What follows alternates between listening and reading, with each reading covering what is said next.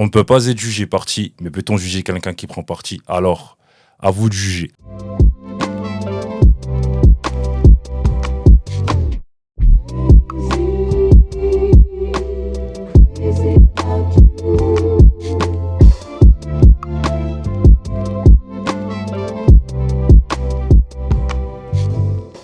Salutations à toutes et à tous, bienvenue à bord de la Haute Sphère Cause Monote, l'émission qui prône la vulgarisation et la transmission pour l'élévation. Moi c'est Audrey, enchanté. L'hôte du jour est une combattante, une guerrière. L'hôte du jour c'est Diarra Touba. Salut Diarra Tou, comment tu vas? Oui, salut, ça va. Ravi de te recevoir ici. Merci pour l'invitation. Pas de problème, est-ce que tu peux te présenter s'il te plaît? Je suis Diarra Touba, âgée de 39 ans, mère de deux enfants. J'habite à Romainville, présidente d'une association qui s'appelle Espoir et Combat des femmes, conseiller municipal à Romainville, vice-présidente de l'association Move Enfants. Ok. Donc, on va revenir sur ton parcours. Déjà, on va parler de ce livre-là.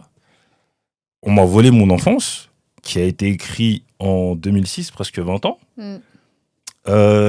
Écoute, c'est un livre bouleversant quand même, parce que tu racontes justement ton enfance jusqu'à les années 2006, donc il y a à peu près 20 ans, où tu as vécu beaucoup de choses qui touchent en fait l'humain, beaucoup de traumatismes. Est-ce qu'on peut revenir, parce que tu l'as déjà raconté plusieurs fois dans plusieurs interviews, mais est-ce qu'on peut revenir sur certaines choses clés dans ce livre-là, à commencer par cette histoire d'excision? Parce qu'il faut dire que tu es une femme excisée, qui a été excisée. Est-ce qu'on peut revenir là-dessus, s'il te plaît? Alors, en fait, mon livre, comme tu disais bien, il a été édité en 2006. C'était une façon de me libérer, déjà, de faire ce livre. C'est de me décharger un poids qui était très lourd, un sac qui était très, très chargé. Donc, grâce à ce livre, ça m'a permis de me libérer. Donc, ça résume mon parcours, mon histoire. Je suis d'origine guinéenne, née dans une grande famille en Guinée. Mon père avait 4 femmes, plusieurs enfants. De 2 ans à 10 ans, c'est ma grand-mère qui m'a élevée dans un village très perdu de la Guinée. J'ai eu vraiment une enfance comme tout le monde. Une grand-mère très généreuse, très gentille, qui avait des valeurs africaines, qui était très courageuse. Et je pense que une partie du courage que j'ai eu plus tard, c'est une partie aussi grâce à ma grand-mère. Mais comme dans tout ce qui est bon, il y a aussi les traditions, les coutumes. Il y en a qui sont très bons, il y en a d'autres qu'on hérite malheureusement qui sont moins bons, comme l'excision. Donc, à l'âge de 8 ans, comme toutes les petites filles de mon village, ma grand-mère, elle m'a dit d'accompagner des dames. Elle ne m'avait jamais expliqué qu'est-ce qu'allait être l'excision, comment on allait le faire. Et c'est comme ça que j'étais excisée. C'était organisé par des femmes, par une dame qui partait de village en village pour exciser les enfants. Donc, on m'a excisée dans des conditions sans m'expliquer c'était quoi l'excision. Ensuite, on m'a soignée pendant presque 3 semaines, voire un mois, de médicaments naturels, de l'eau tiède. On m'expliquait comment fallait faire pour marcher. Donc, ça a été très douloureux. Comme je dis souvent, le cri qu'on pousse le jour de notre excision, c'est un cri qu'on ne peut jamais oublier. La violence aussi, la violence et tout ce qu'on a inclus autour de ça, sans nous expliquer pourquoi et comment. On sait juste que c'est une étape très importante qu'on doit passer par là parce que nos sœurs, nos grands-sœurs, nos tantes, nos grands-mères, tout le monde est passé par là. Et donc, voilà, c'est comme ça que j'étais excisée à l'âge de 8 ans. Ensuite, malheureusement, je perds ma grand-mère à l'âge de 10 ans. Mais juste, Diarra Tou, est-ce que t'en as, par rapport à cette douleur, parce que tu parles de cris, t'en as voulu à ta grand-mère par rapport à ça ou pas? En fait, j'en ai jamais voulu à ma grand-mère ni à ma famille parce que jusqu'à l'âge de 20 ans, je pensais que l'excision était C'est normale. normal, ok. Je pensais que tout le monde était excisé parce que plutôt quand on n'est pas excisé, on se pose la question pourquoi moi je ne suis pas passée comme mes copines, comme mes voisines. Donc, on a plutôt envie de passer par là parce que c'est quelque chose de normal qui est normalisé depuis des générations. Tu disais que donc tu as été excisée et ensuite. Ensuite, donc, ma grand-mère, elle décède dans ce village. Elle a été piquée par des guêpes. Puis à son âme. Merci. Et donc, en fait, il y avait quelque chose parce que dans ce village, il y a beaucoup de croyances. il y a quelque chose qui lui a dit tel jour, telle heure, elle serait morte. Et c'est cette chose qui lui a dit, on ne sait pas, ça venait d'où dans la nature. Et c'est exactement ce qui s'est passé. Après son décès, on était ensemble. C'est des guêpes qui l'ont piqué, qui m'a piqué, mais celle qui en est décédée. Et après, je suis retournée à Conakry, dans cette grande famille où j'avais pas ma place, où c'était douloureux de retourner dans la capitale, où mon père a plusieurs femmes, plusieurs enfants. Chaque enfant a déjà son espace. Il y a des fois les tensions, il y a des fois aussi des bons moments comme le repas partagé. Mais parfois aussi, il y a les bagarres, il y a la rivalité entre les femmes, les enfants. Et donc, à l'âge de 11 ans, on m'a fait rentrer à l'école. Mais j'ai aussi décrit ça dans le livre pour expliquer combien c'est difficile l'éducation des petites filles. Parce qu'à l'école, bah, on te dit ça sert à rien d'aller apprendre à lire, à écrire. De toute façon, tes seins commencent à sortir comme une petite fille. La seule chose qui est importante pour eux, c'est le mariage. Et tout le monde me taquinait pour ça. Il me dit, ah, toi, tu ne devrais pas aller à l'école. Tu devrais attendre maintenant, tu dois te marier bientôt.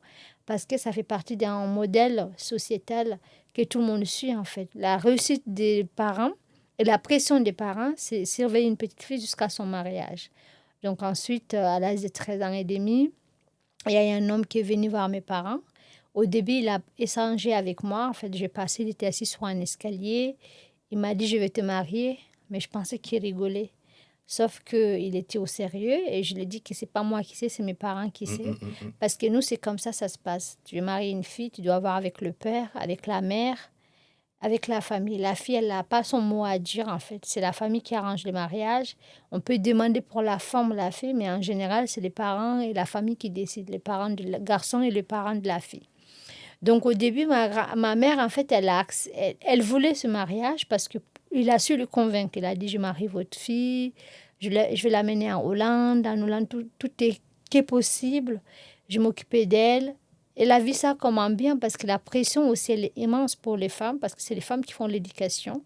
Quand les petites filles, elles ne sont pas mariées vite, surtout qu'elle a eu plusieurs filles, ma mère, il y a aussi cette peur qu'elle tombe enceinte hors mariage, qu'elle soit déviergée. Parce que la virginité, c'est ce qui montre l'éducation de la petite fille. Donc, il y avait tout ça autour. Jusqu'après, je me suis mariée. Je rejoins cet homme en Hollande. Il n'était pas là le jour du mariage religieux. Il était parti en Hollande. Il a appelé mes parents. Le mariage religieux a été fait. Ça a été comme un accord. Au début, mon père, il ne voulait pas forcément ce mariage. Je voyais la différence d'âge. Parce que tu disais qu'il avait l'âge de ton père. Voilà, il était plus âgé que ma mère. Mon père, il était un peu plus âgé que lui.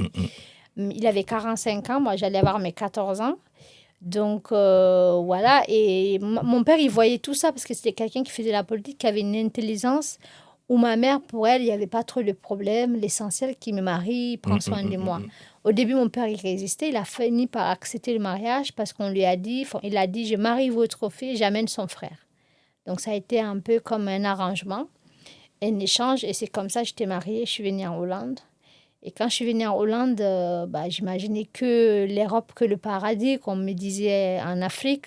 Surtout en Hollande, on disait qu'il y avait des pommes de lait, que tout était beau, tout était possible, qu'il n'y avait pas de problème. Et du coup, j'arrive, je rejoins un monsieur que je ne connaissais pas. On ne m'avait rien appris, on ne m'avait rien préparé.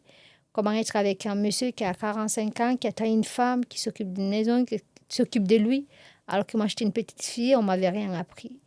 Donc, dès les premières nuits, ça a été très dur parce que chez nous, quand une petite fille elle est mariée, la seule chose qui doit être importante, c'est prouver qu'elle était vierge au mariage. Et du coup, au début, il me dit, ouais, tu es vierge, il m'offre un colis. Et après, il me dit, ah, tu n'es pas vierge, mais il faut que tu fasses tout ce que je te dis, sinon je te renvoie dans ton pays comme un échange, comme un chantage. Ouais. C'est comme un chantage. Et donc ça a été déjà douloureux. Dès le début, ça a commencé mal. Ensuite, ce qui est difficile, c'est l'isolement. À l'époque, il n'y avait pas de téléphone, il n'y avait pas Internet comme aujourd'hui. Je pense que si c'était aujourd'hui, je ne pense pas que j'aurais subi C'était en quelle année à peu près ça? C'était en 2000. Oh là là. Il fallait avoir une carte téléphonique pour appeler sur le fixe. Il fallait passer des heures. Des fois, le réseau n'était pas bon. Tout le monde n'avait pas de portable. Enfin, c'était le début de quelque chose. Mais voilà, en tout cas, par rapport à la technologie, du coup, qui faisait que l'isolement était encore là. Donc après, au début, il m'a amené dans un camp pour demander asile politique. Et ensuite, il m'a dit, non, quitte là-bas, je donne les papiers parce qu'il s'est rendu compte dans cette camp, J'allais m'émanciper, j'allais apprendre le hollandais, m'intégrer dans un pays qui n'était pas mon pays. Et donc, moi, je finis par céder parce que comme ma famille m'avait dit, ton mari, c'est ton tout, c'est à lui, tu dois le respecter, tout ce qu'il te demande, tu dois le faire. Donc, finalement, bah, j'y suis retournée vivre avec lui. Et là, j'aurais dit jamais faire ça. Plus le temps passait, plus c'était les violences. Je préparais, je brûlais le riz, c'était pas bon, il me battait. Je faisais le ménage, c'était pas propre, il me battait. Parce qu'il attendait quelque chose sur lequel je ne pouvais pas l'offrir. J'étais une petite fille, je ne pouvais pas faire à manger correctement, surtout la façon de préparer, du peu que j'ai appris en Guinée. Déjà en Guinée, je ne préparais pas parce qu'on avait des gros marmites, on avait une grande famille. Donc, les petites filles pouvaient participer, tout ce qui est vaisselle, etc., mais pas faire à manger. Et surtout, les systèmes, comme on prépare là-bas, ici, c'est complètement différent. Et donc, je perdais un première grossesse. J'avais 4 mois presque de grossesse. Je lui dis, ça va pas, va chercher quelqu'un pour m'aider. Quand il partait, avant qu'il revienne, j'avais perdu le bébé, j'étais toute seule. J'avais mis dans une espèce de boîte. Je savais même pas que je perdais une grossesse. Je savais juste que je perdais quelque chose de très douloureux. Il me dit, ah, je peux pas t'aider. Je vais appeler une voisine pour t'aider parce que tu n'as pas de papier et je peux pas déclarer comme si tu étais ma femme. En fait, lui, il avait dit à mes parents, il travaillait en européen, c'était un marabout, qu'il y avait une autre femme en Hollande, légalement, et qu'il y avait d'autres femmes en Guinée. Il avait 3 femmes en Guinée. Donc, j'ai passé... À la fois, je suis avec un homme qui me manque, qui m'a ma famille, je suis clandestine et qui me fait des chantages en plus. Si tu ne fais pas ce que je te demande, je te renvoie dans ton pays. Tu vas être déshonoré par ta famille parce qu'ils vont dire, on t'a fait venir ici et bah, tu ne me respectes pas, tu ne fais pas ce que je te demande. Et donc, je vais être pointée du doigt. Donc, il y avait tout ce poids-là qui était sur moi. Du coup, il appelait ma famille, faisait en sorte de dire que tout allait bien. Moi, je ne pouvais même pas expliquer à ma mère toutes les souffrances que je subissais avec lui. Et pourquoi tu pouvais pas faire ça? Parce qu'il était toujours à côté. Ah, ok. Et surtout à l'époque aussi, je ne parlais pas, je ne confiais pas beaucoup. J'ai gardé tout ce qui m'est arrivé à moi. Donc, je perdis le premier bébé à 4 mois de grossesse presque. Et l'autre, au bout d'un mois, j'ai retombé de nouveau enceinte. Parce que le pilule, la contraception, tout ça, je ne savais pas. C'est tellement étrange à moi. Et les Hollandais aussi, je ne comprenais pas bien. Je commençais à tout petit peu commencer à apprendre le hollandais. Et donc là, je passais jusqu'à 9 mois de grossesse. J'étais heureuse, contente comme toutes les femmes. Je me suis dit, si je mets un enfant au monde, peut-être ça allait apaiser les tensions. Peut-être qu'il allait m'aimer, prendre soin de moi. Sauf que ce bébé-là, je le perds à la naissance. Enfin, à la naissance. Un soir, je dis, j'ai mal au ventre. Il me dit, ah, je vais t'amener à l'hôpital. Il m'accompagne à l'hôpital. On me fait une échographie. On me dit, ah, tout va bien, il n'y a pas de problème. Retournez chez vous. Ce n'est pas la date de l'accouchement qui était prévue au mois de novembre, au mois de décembre, alors qu'on était au mois de novembre. On était vers le 19 novembre 2001. Et donc, du coup, à force qu'il insiste, enfin, à force qu'on me dit ça, on retourne à la maison.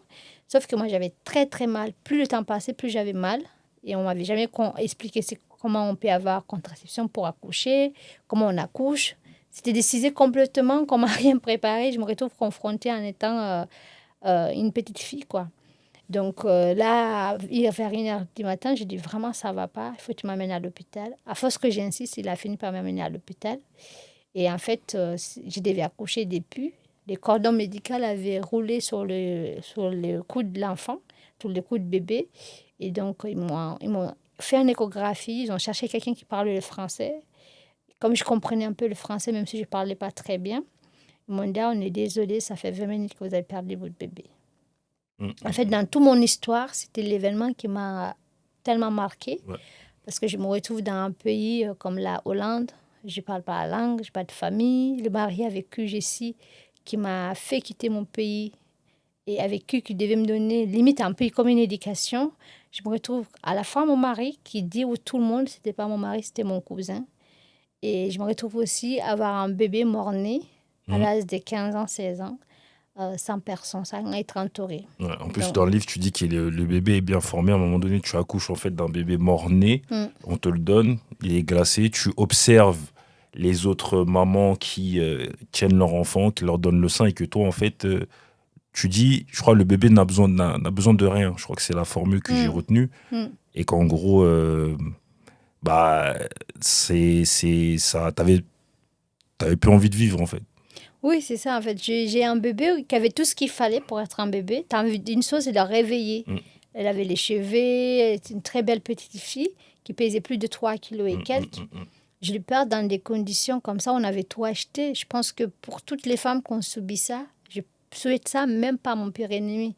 Parce que c'est les choses les plus difficiles, tu vois, quand tu n'as pas dormi, tu as vécu toutes les douleurs qu'une mère doit vivre et les jours de l'accouchement, tu le perds.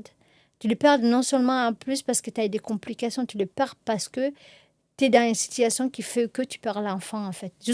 Ça m'est arrivé jusqu'à un moment donné, je dis, est-ce qu'ils ne l'ont pas échangé? Est-ce qu'ils ne m'ont pas donné un bébé de quelqu'un d'autre qui était Mm, mort-né, mm, tu mm, vois? mm, mm, mm. Donc, ouais, ça a été très douloureux. Et ensuite, on m'a amené le bébé pendant plusieurs jours parce qu'en Hollande, ils me disaient que c'était une façon de faire le deuil. Mais un bébé qui était froid, qui était mort. Et dans le même espace, j'avais des femmes qui donnaient leur bébé à téter, qui avaient leur bébé qui pleurait comme un bébé qui venait de naître. Donc, ouais, ça a été un événement tellement marquant. Et après, il fallait retourner à la maison, reprendre la vie comme si rien n'était, avec un homme qui continuait à me battre, à me mentir, et j'avais pas de papier.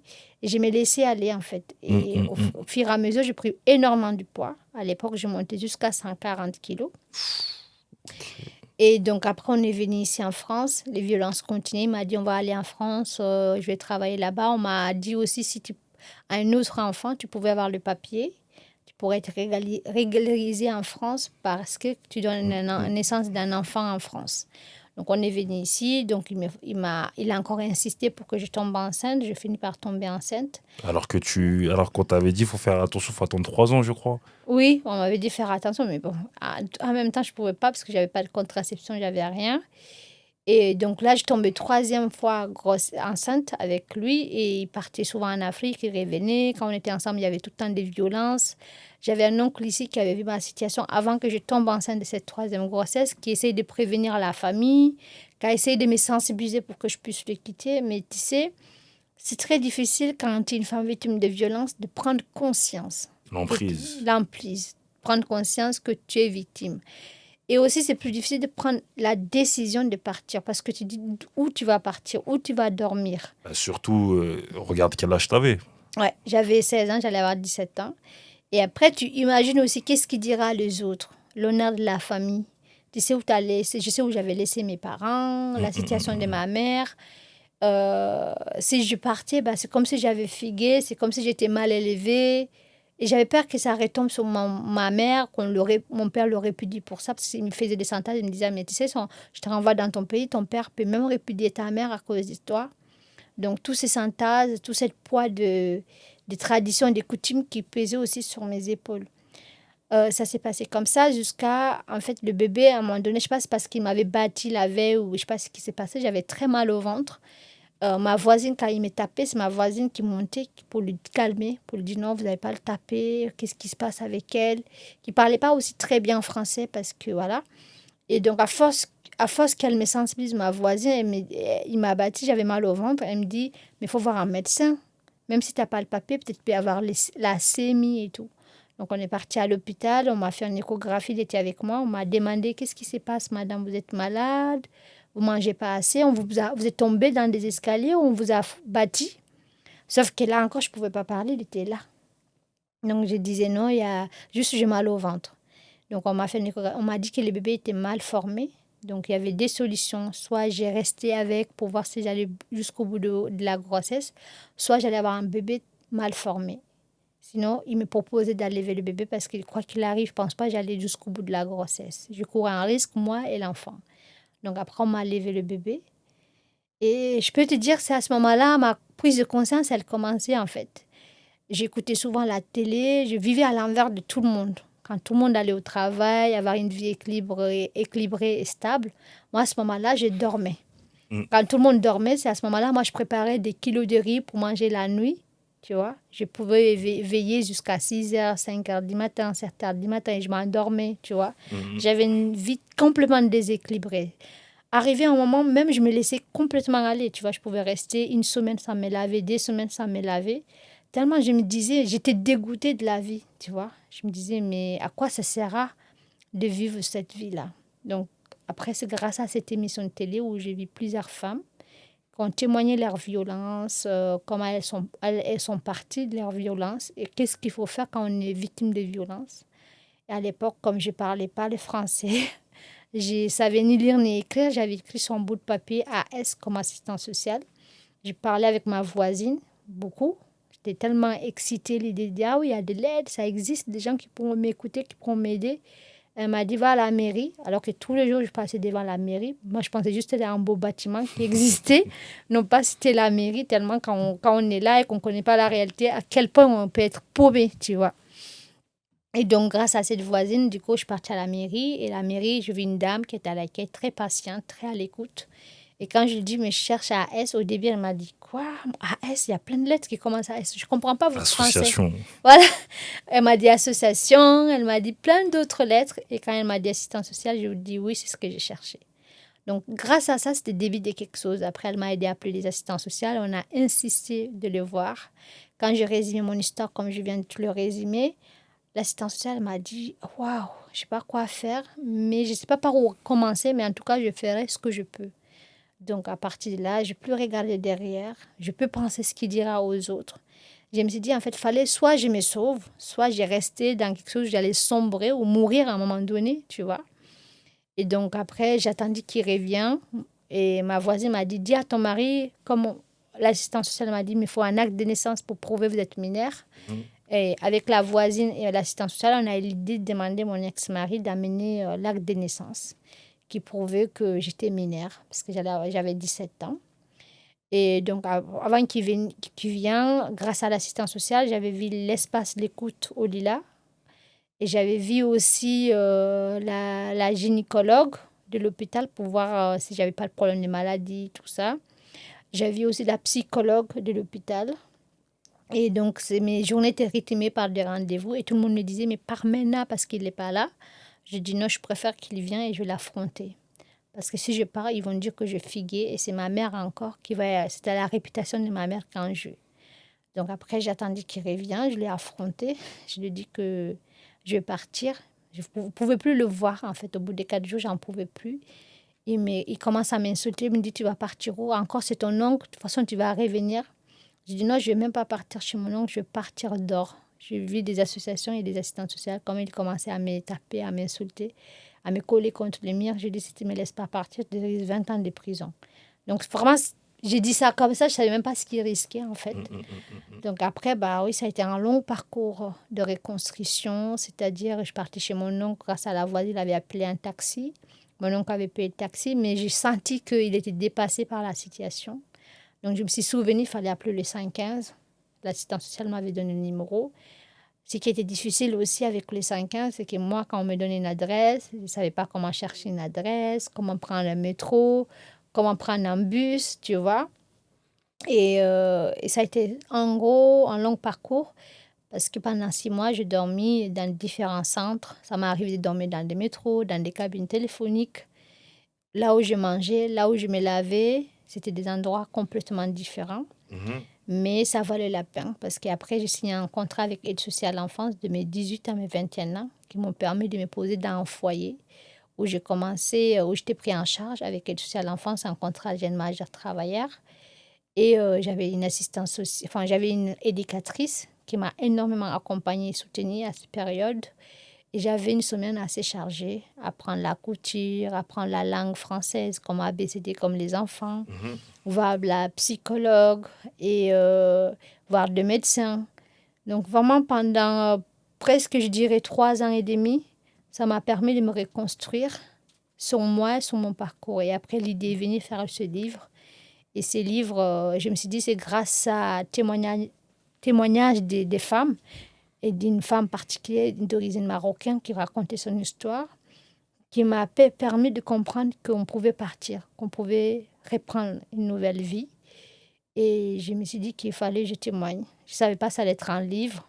Et c'est une amie, enfin, une dame qui me suivait à lieu de l'écoute de Lila, qui m'a présenté une amie qui écrivait un livre, qui avait résumé mon histoire sur une feuille, qui a envoyé un éditeur, un agent littéraire. L'agent littéraire a trouvé l'édition Anne Carrière. Et c'est comme ça, le livre, je l'ai expliqué sur un dictaphone. Quelqu'un transcrisais mon histoire et elle a écrit, celle qui m'a aidé à écrire le livre. On se voyait pour le corriger. Donc, ça a été le début de quelque chose, le sortie du livre au mois d'avril 2006. Écoute, quelle histoire, quelle histoire. Voilà, le livre, il est ici. Comme vous pouvez voir, on m'a volé mon enfance. Donc, essayez de le lire. Là, en écoutant ton récit, il y a beaucoup de choses qui me viennent. Quand on vit ça à cet âge-là, est-ce que tu as déjà pensé à mettre fin à tes jours? Ça m'est arrivé. Ça m'est arrivé plusieurs fois d'aller sur la route, de me dire j'attends, une voiture elle vient, elle me traverse dessus. Ça m'est arrivé aussi de dire que non, j'avais pas le droit de faire ça parce que je suis aussi croyante. Et dans la croyance, dans toutes les religions, on n'a pas le droit d'heurter notre propre vie. Mais c'est vrai, des fois, on est dans tellement de désespoir, on se dit surtout qu'est-ce qu'on a fait pour mériter ça. Et pourquoi on a l'impression qu'on est tombé du ciel alors qu'on a un père, qu'on a une mère, qu'on a des sœurs, qu'on a des frères. Mais tellement j'étais isolée, j'avais l'impression d'être seule au monde. Ouais, parce que je me suis posé la question, parce que je me suis dit, à cet âge-là, vivre ça, dire que peut-être, qu'est-ce que j'ai fait pour mériter ça, alors que j'ai pas forcément fait du mal aux gens. Malheureusement, c'est les épreuves de la vie. Et voilà. Dans le livre, tu dis qu'à un moment donné, tu consultais un psychologue. Oui. Ça t'a beaucoup aidé? Ça t'a apporté beaucoup? Énormément. Okay. Ça m'a permis de fouiller et de remonter sur mon passé, sur ma famille, qui ils étaient. Parce qu'en fait, quand on sort de tout ça, au début, j'étais vraiment en colère de tout le monde, un peu la haine mélangée, tu vois. Et après, vite, j'ai compris que ma colère, elle devrait être énergie positive pour moi et pour les autres. Donc après, j'ai compris aussi ce que j'ai vécu, c'est celle que ma mère, ma grand-mère a vécu. Et que c'est quelque chose qui date depuis de très, très longtemps. Et qu'on ne peut pas arrêter ça au jour au lendemain. En fait, on peut être qu'en colère contre certaines coutumes, certaines traditions. Et d'en être aussi fier d'autres traditions, d'autres coutumes. Parce que pour moi, je milite aussi pour que les filles qui s'identifient à moi soient fières de leur langue, de leur d'origine, de prendre tout ce qui est bon à prendre dans leur culture. Mais l'autre côté, je me dis aussi qu'il faut aussi bousculer les mentalités. Il faut défaire le nez qui sont là depuis des générations, comme celle que j'ai subie, celle que milliers de femmes subissent, cette cri de douleur, de l'excision. Pour moi, il est temps que ça s'arrête. Et aussi, de marier une petite fille qui a l'âge de 12 ans, 13 ans, le mariage précoce et forcé, il faut que ça s'arrête parce qu'une petite fille que vous avez donnée un enfant à un homme, c'est une vie que vous avez arrêtée, c'est une éducation que vous avez rompue et c'est quelque chose qu'elle ne pourra jamais rattraper. Elle peut essayer de construire, monter, descendre, mais ça restera, c'est des séquelles qu'elle ne pourra jamais oublier. Donc, il y a cette réalité-là. Et ensuite, en 2006, on m'a aidé à créer l'association Espoir et Combat des femmes. Et j'ai fédéré toutes les femmes qui m'ont aidé, soutenu pour créer cette association.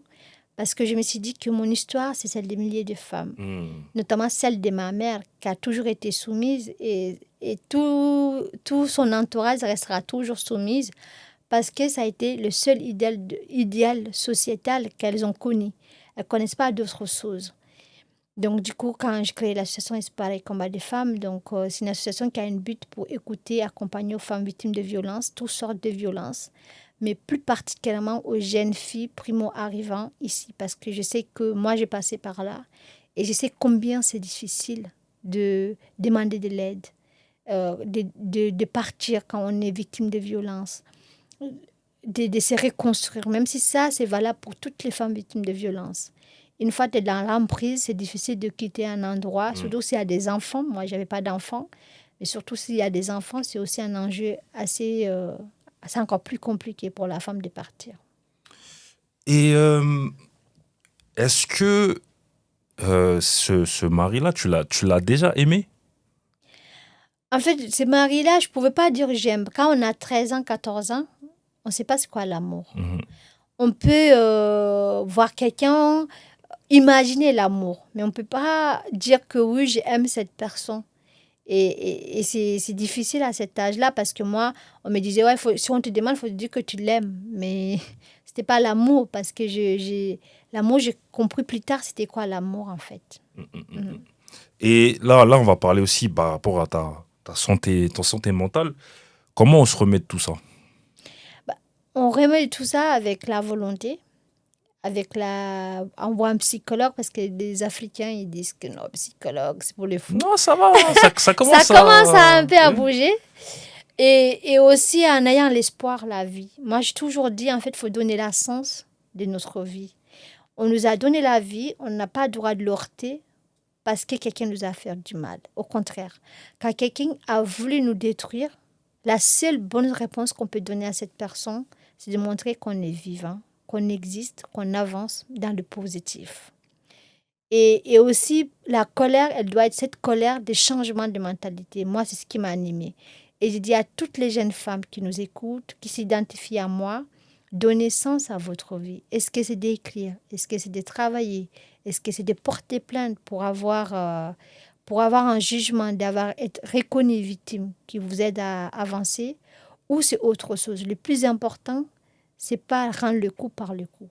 Parce que lorsqu'on rend le coup par le coup, on devient comme l'autre, en fait.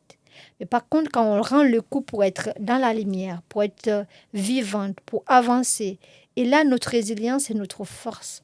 Et ça, l'autre ne peut pas détruire ça, en fait. Et moi, c'était ma réponse. On m'a dit porte plainte, on m'a dit détruis ces papiers, parce que quand mon livre il est sorti, ça m'a ouvert des portes, ça m'a ouvert des rencontres. Donc, j'aurais pu user ma force à ce moment-là, de détruire de mon tour ce monsieur qui m'a fait tout ce qu'il m'a fait. Mais je ne l'ai pas fait et j'en ai fière aujourd'hui de ne pas avoir fait, parce que quelques années, enfin en 2020, il m'a demandé pardon. Il a reconnu tout ce qu'il a fait. Il m'a appelé quand j'ai perdu mon père, pour me demander, alors que longtemps il cherchait mes contacts. Il a dit que c'était le seul chose qui lui pesait sur les épaules. Il savait qu'il avait des comptes à rendre, parce qu'on est musulmans et lui, il est croyant musulman, enfin après lui. Et donc, lui, il me disait que j'ai reconnu tout ce que je t'ai fait, je te demande pardon. Et je lui ai dit que mon pardon, je ne le pardonne pas par rapport à toi. Je pardonne pour que moi, je sois légère et que je puisse avancer dans ce que je fais. Ouais, que tu sois à l'aise, apaisé. Ouais, apaisé. Okay. Et donc, c'est ça, il faut que les femmes, elles cherchent leur apaisement tout en étant dans la lutte pour elles-mêmes déjà. Et quand on vit, parce que là, tout à l'heure, tu parlais de croyances religieuses, etc. Quand on vit ce genre de choses, est-ce qu'on remet en question sa foi? À un moment donné, est-ce que ça t'est arrivé de remettre en question ta foi par rapport à ça et de te dire, est-ce que Dieu m'aime vraiment? Est-ce que ça t'est arrivé? Parfois, ça m'est arrivé de remettre un peu la... Je pense que nous tous, on a des moments où on est un peu plus faible. On est plus faible par rapport à la foi. Mais moi, je pense, comme j'ai dit souvent, la religion ne fait pas les gens. C'est les gens qui le font. C'est les gens qui l'apprennent.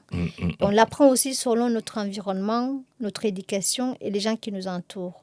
Moi, j'ai décidé d'avoir cette foi, mais tout en respectant certaines cultures, certaines valeurs, etc. Mais oui, ça m'est arrivé de moments où ma foi elle était moins au top niveau qu'elle peut être par moment. Mais je pense que le plus important, c'est d'avoir cet équilibre, de dire que je dois aller bien pour être bien et pour moi-même, même s'il y a des hauts et des bas, mais il faut faire avec. Et là, le fait d'avoir pardonné, etc., est-ce que tu as des flashs des fois de ce que tu as pu vivre? Est-ce que des fois, il y a des souvenirs qui reviennent où tu as vraiment tout zappé? En fait, j'ai jamais tout jappé. Il faut jamais chercher aussi à tout japper, parce que le corps mémorise, le corps, il mémorise. C'est-à-dire, il y a des étapes, il suffit des fois des couleurs, il suffit des fois des odeurs, il suffit des fois aussi des bébés. Avant que j'ai mes propres enfants, quand j'ai toussé un bébé, c'était très compliqué pour moi dans ma tête, parce que je revivais mon bébé que j'avais perdu, etc. Ouais, bien sûr. Donc, et puis, au moment donné, je pensais qu'on pouvait dépasser tout ça pour aller bien. Donc, il ne faut pas chercher à dépasser, il faut chercher à être avec et aller de l'avant avec. Parce que ce qui est fait est fait. Comme on dit, on ne peut pas soigner une cicatrice. On peut le soigner, mais le cicatrice, il restera toujours. Donc, le pli, il reste toujours. Et surtout, quand tu avances et que ton entourage, ta famille n'ont pas fait les mêmes rencontres, n'ont pas fait le même cheminement que toi, c'est très dur, parce qu'il suffit de rien pour que tu reviennes en arrière. Exactement. Et Exactement. Et qu'est-ce que les gens ont pensé de ton livre? Quels sont les retours par rapport à ton livre? Alors, les personnes en France, ça a été des retours très positifs. J'ai eu aussi des retours négatifs. Tu as vendu ta famille, tu vas aller à l'enfer, tu aurais dit jamais dire On ça. t'a menacé? Ça m'est arrivé comme menace, comme insulte, etc. Mais c'est le prix à payer. Tu sais, quand les gens n'ont pas fait le même parcours que toi, n'ont pas fait la même rencontre que toi, ils ne peuvent pas avoir le même sentiment que toi. Bien sûr. Donc, moi, je comprenais, je disais que oui, je dois assumer, c'est moi qui a voulu témoigner. C'est moi qui a voulu libérer la parole. Et ma famille, déjà chez nous, qu'une femme, elle part, c'est difficile. En plus, elle part, elle fait un livre, ça n'est doublement compliqué. Ils l'ont lu là-bas, ta famille en Oui, Guinée? ils l'ont lu, certains l'ont lu. Je suis partie en Guinée faire la campagne contre les violences en 2006, Ok. 2008, pardon, en Guinée. Et j'ai confronté ma famille, j'ai affronté mon père à l'époque, il était vivant. Alors? Bah, au début, il était très méfiant, il disait non, arrête, c'est bon, maintenant, t'es parti, ne parle plus de ça. Mais à la fin, il a dit, par rapport à ma mère, il a dit il était mon premier soutien. Il s'en est voulu en fait de t'avoir. En fait, parce Je que, pense qu'il s'en voulait. parce que ton père, Mm. il n'était pas forcément positif par rapport à ce mariage-là. Donc, Oui. quelque part, peut-être qu'il sentait en fait le truc.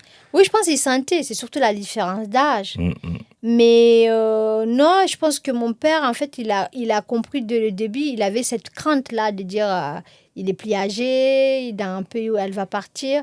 Je pense il était beaucoup plus réfléchi par rapport à ça. Mais est-ce que tu penses que si ton père était dans la même situation qu'avant, parce qu'il faut dire à un moment donné, ton père c'était un notable au niveau du village, Au niveau est-ce que du quartier. du quartier, pardon, Mm. est-ce que tu penses que s'il avait toujours eu cette situation-là au moment où l'homme vient, est-ce que tu penses que ton père aurait cédé aussi facilement? Non, je pense pas. Je pense aussi que c'était les circonstances qu'il vivait à l'époque qui a fait que peut-être qu'il a cédé. Mm, mm. En fait, on va dire que tout est tombé mal, en fait. Il y a des moments où tout tombe mal et il y a des moments où tout tombe bien. Comme Ouais. quand je suis partie, j'ai tombé sur de bonnes personnes au bon moment qui m'ont soutenu jusqu'au bout dans ce que je voulais être. Mais par rapport à ça, là, il y a une question qui me vient. Mm. Toi, tu perds 3 fois des enfants de cet homme-là. Mm. Est-ce que tu penses que du fait qu'il était marabout, etc., tu penses qu'il y a un lien de cause à effet? Est-ce que tu penses que c'est peut-être dû parce qu'il était peut-être pas quelqu'un de bon, ça a eu des répercussions sur toi, le fait de perdre ces enfants-là?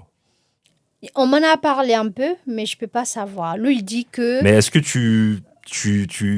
Non, je ne Non? sais pas, parce qu'il y en a qui disent que, par exemple, ça peut être aussi l'excision. Il y en a qui disent aussi ça peut être aussi le fait que l'environnement, parce qu'il y a des enfants qui sentent quand la mère, elle n'est pas stable, la vie dans laquelle elle mène, elle n'est pas bien. Il y a des enfants, ils ne viendront pas au monde dans ces conditions-là.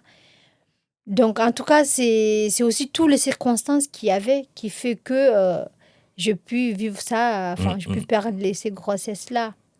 Et est-ce que tu comptes, en fait, est-ce que tu comptes un jour parler de ça à tes enfants? Oui, ma petite fille, elle a 9 ans. Elle Ok. sait déjà un peu mon Ok. histoire et mon parcours. J'ai une petite fille, j'ai un garçon qui a 4 ans. Ma fille, elle a 9 ans. Donc oui, mes enfants, je les épargnerai. Et je pense que aussi mes enfants, c'est ma révérence. Et pour eux aussi, j'ai supporté beaucoup de choses que je ne vais pas aujourd'hui forcément évoquer. Mais en tout cas, ma fille et mon garçon, je vais les élever pour que ma fille elle soit autonome, indépendante. Et l'armée, je sais que je ne peux pas l'éviter certains destins qu'elle pourra affronter dans sa vie. Mais en tout cas, elle sera au moins armée et formée par rapport et aussi de vivre sa vie, d'avoir le droit de choisir. Parce que sinon, le mot choix n'existe pas. C'est toujours qu'est-ce qu'il dira les autres. On a pensé à ça pour toi. Donc, casser aussi ça. Et mon fils, le éduquer pour qu'il soit un homme, en tout cas, j'espère qu'il respectera les femmes et qu'il sera autant aussi indépendant et quelqu'un qui aura des valeurs à défendre. Très, très bien. Maintenant, on va parler parce que le livre date quand même de 2006. On va parler de toi en tant que... toi aujourd'hui. Qu'est-ce que tu fais aujourd'hui? Qu'est-ce que tu deviens? Parce que là, tout à l'heure, tu as évoqué en présentation que tu fais quand même beaucoup de choses. Allons-y. Alors, en fait, aujourd'hui, ce que je suis devenue, on va dire 18 ans ou bientôt 20 ans après, déjà, il a fallu que j'apprenne la langue et je l'apprends toujours. apprendre à lire et écrire, j'apprends toujours parce que quand on n'a pas eu les bonnes méthodes quand on était tout petite et par rapport à une langue, en plus, je suis dyslexie. Ouais. Donc, c'est encore double travail sur soi. Donc, ça, j'ai continué. J'ai fait des formations beaucoup remises à niveau en français.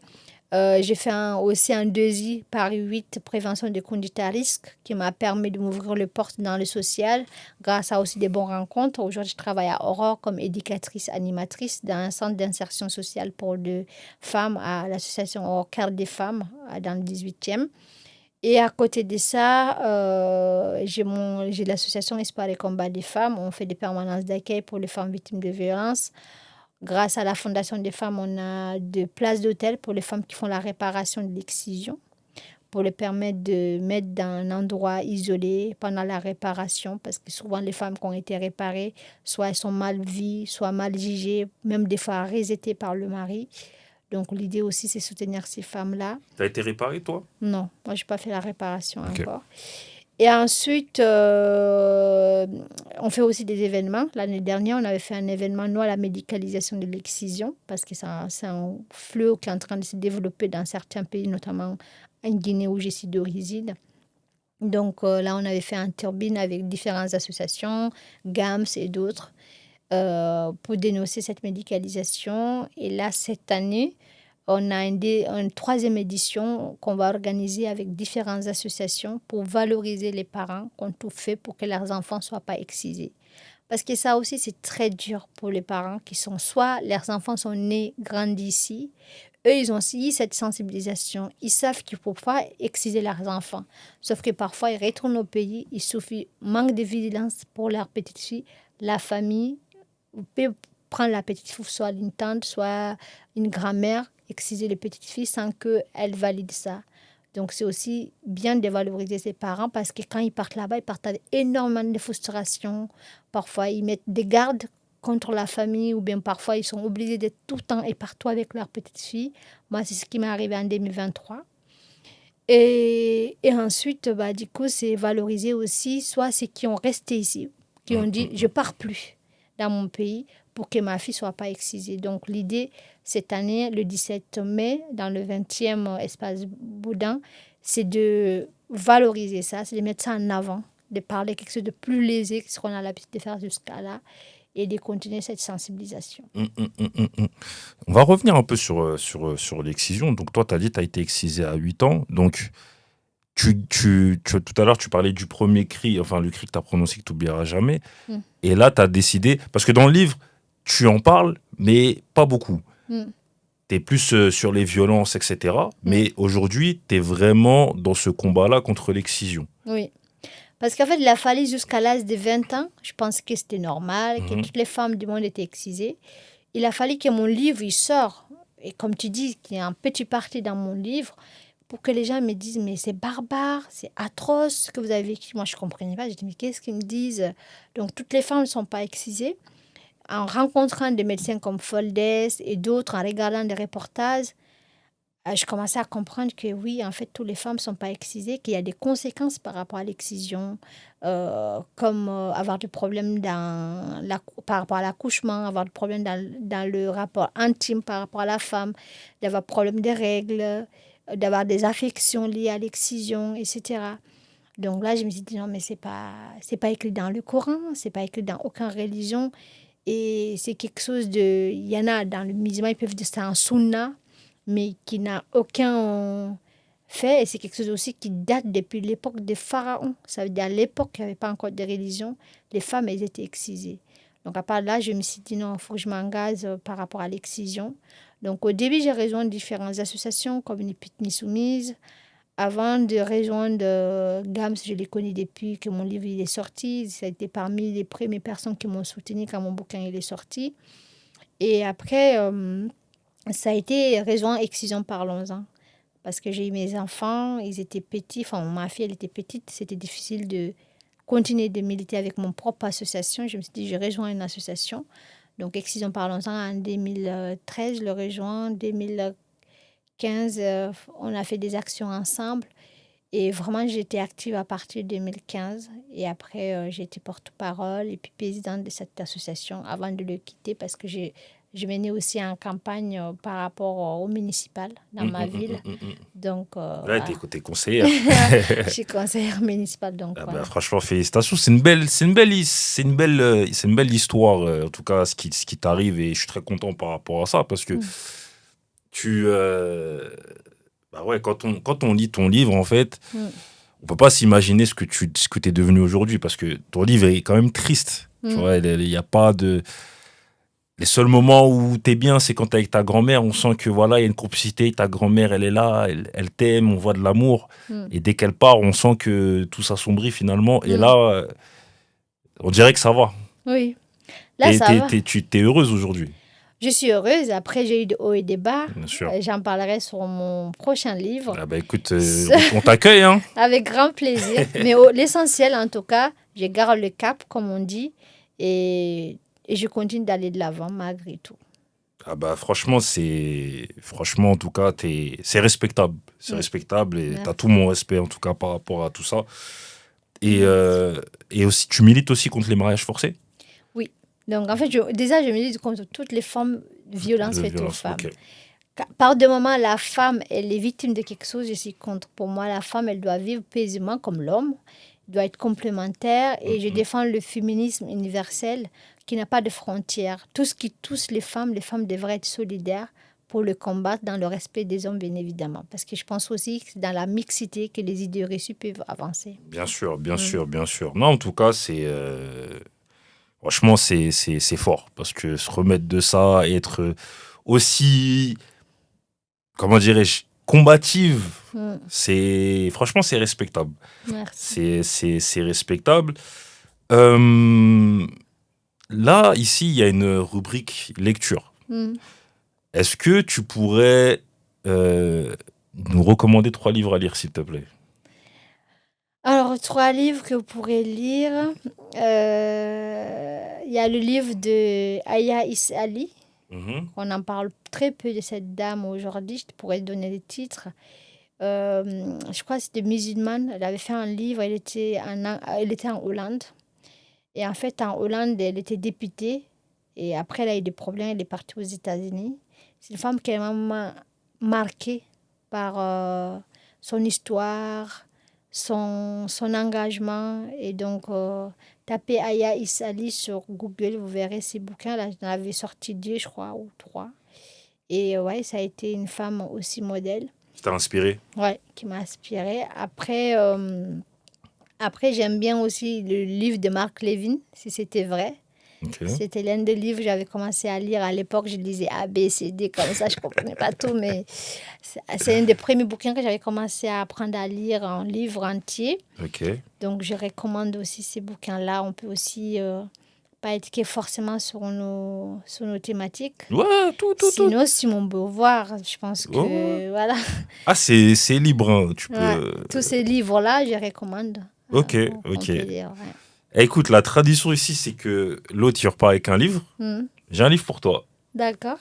Alors, j'espère que tu ne l'as pas déjà. Voilà. Est-ce que tu peux l'ouvrir devant la caméra, s'il te plaît? Ouais. Ah, c'est gentil, ça. Je t'en prie.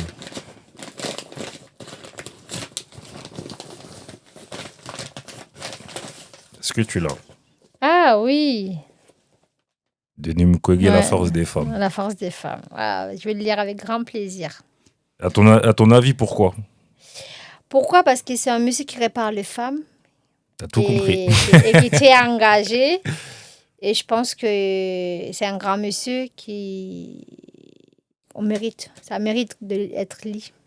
C'est ça. T'as tout compris. J'ai pas besoin d'ajouter. Ouais, c'est ça. C'est qui répare les femmes exactement qui subissent des violences, des violences, des crimes de guerre, etc.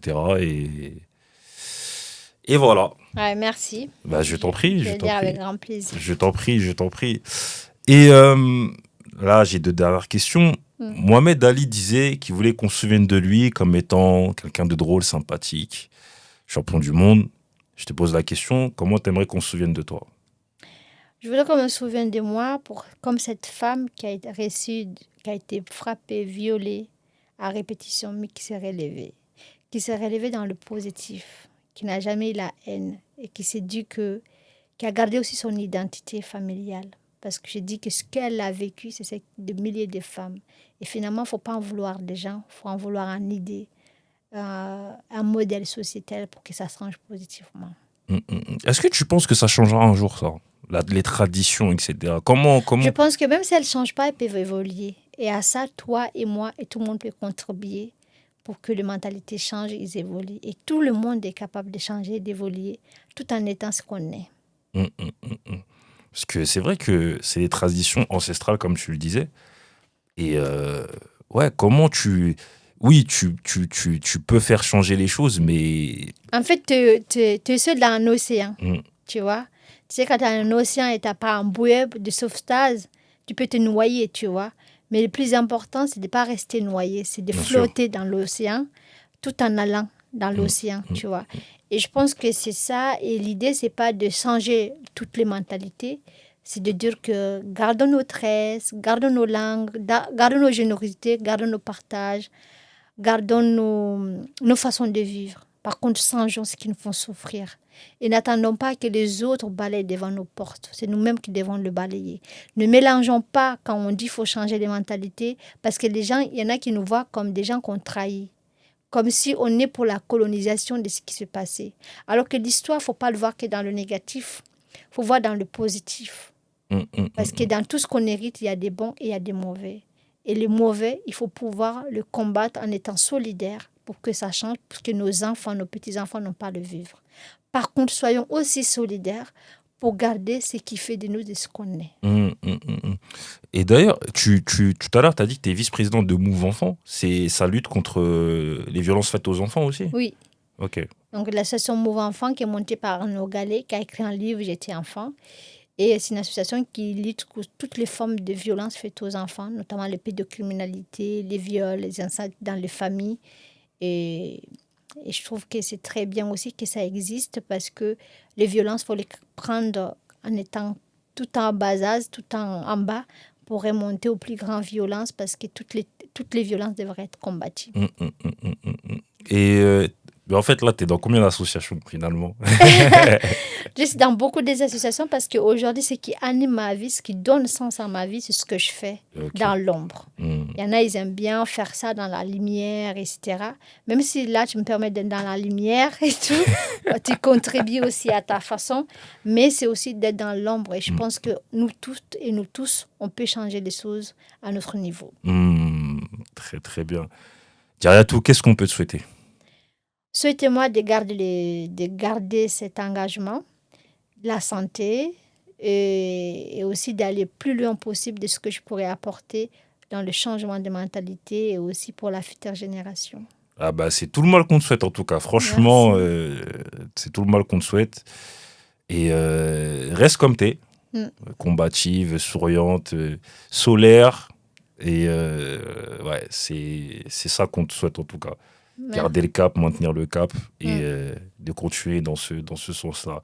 En tout cas, sache que ça a été un plaisir de te recevoir ici, d'échanger avec toi, d'entendre ton histoire et le fait de pouvoir combattre comme tu le fais. C'est aussi un plaisir d'être là. Ah bah écoute, merci à toi en tout cas. Merci pour l'accueil et le livre. Et la prochaine, je vais lire avec grand plaisir. La prochaine fois, un prochain livre, tu viens? Oui, avec grand plaisir. Comme ça, on rediscutera comme il se doit.